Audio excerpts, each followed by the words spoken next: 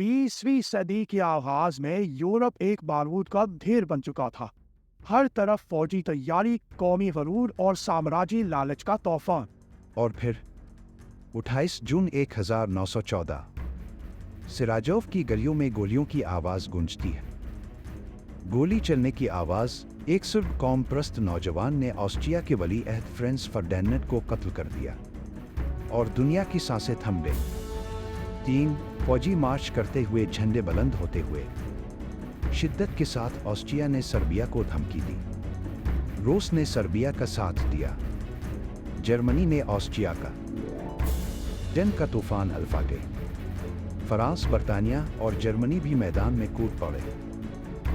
के साथ ऑस्ट्रिया ने सर्बिया को धमकी दी। रूस ने सर्बिया का साथ दिया, जर्मनी ने ऑस्ट्रिया का। फिर जंग का तूफान अल्फा गई। फ्रांस, बर्तानिया और जर्मनी भी मैदान में कूद पड़े।